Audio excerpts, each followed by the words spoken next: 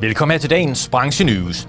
Den nye sygedagpengemodel, der per 1. juli 2014 afskaffede varighedsbegrænsningen for sygedagpenge, forhindrer i nogle tilfælde virksomhedernes mulighed for at få refusion for syge medarbejdere, særligt for syge funktionærer.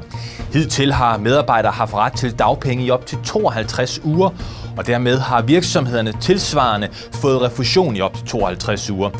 Det har nu ændret sig, og medarbejderne har som udgangspunkt kun ret til sygedagpenge i 5 måneder.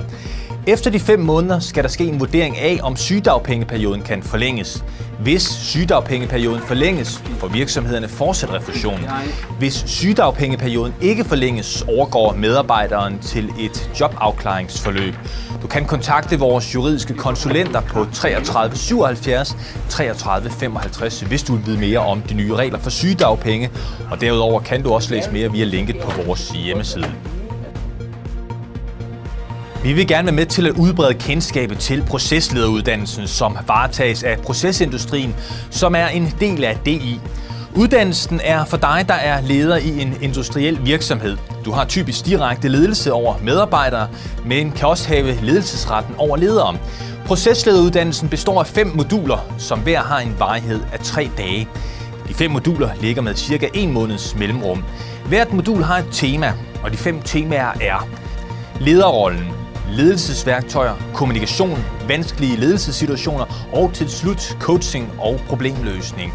Næste kursusopstart er den 26. august, og alle moduler afholdes som internat på Knudshoved Kursuscenter i Nyborg. Læs mere om uddannelsen og se prisen for uddannelsen på procesleder.dk. Denne uges virksomhed er Micromatic AS, som ligger i Odense, som vi også havde fornøjelsen af at høre om på vores årsdag i maj. Se med en gang her, når administrerende direktør Søren Klarskov Vilby fortæller om virksomheden. Micromatic er en dansk familieejet virksomhed, der er førende inden for udstyr til fadelsindustrien. Vi arbejder globalt og har meget store markedsandele inden for vores niche. Vi omsætter godt og vel 1 milliard og har et driftsresultat på 135 millioner kroner.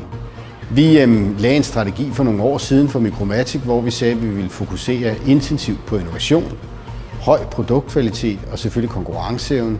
Og dertil så lagde vi vægt på at være globalt dækkende. Det har været meget vigtigt for os.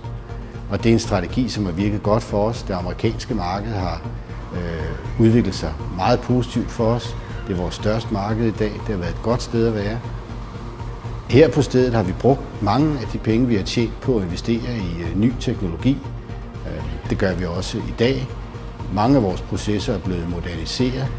Det er sket ud fra en helt struktureret proces, hvor vi har valgt nogle processer ud og sagt, det er kernekompetence. Der vil vi være intet mindre end verdens bedste i vores industri. Det skal vi også være med den markedsandel, som vi har.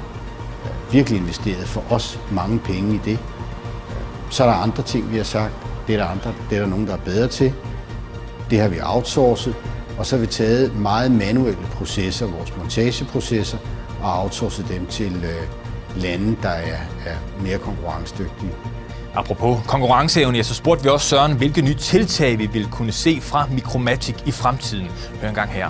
Ja, vi kommer med rygsæksløsninger, hvor man så kan gå rundt i et stadion eller til en stor koncert, og så kan man altså blive stående foran scenen og få skænket sin fadøl. Det tænker jeg, at bryggerierne kan tjene temmelig mange penge på. Og inden vi runder dagens udsendelse helt af, så lad os lige få et bud på, hvor står Micromatic om cirka 5 år. Vi har en professionel bestyrelse, men omvendt er ejerskabet så tæt på, så vi kan altså agere meget hurtigt. Så jeg tror, om 5 år er vi en større virksomhed, end vi er. Tak til denne uges virksomhed. Det var dagens nyheder herfra. Vi vender selvfølgelig tilbage igen på torsdag med meget mere branchenews. Indtil da, send den her film videre ud i branchen. På gensyn.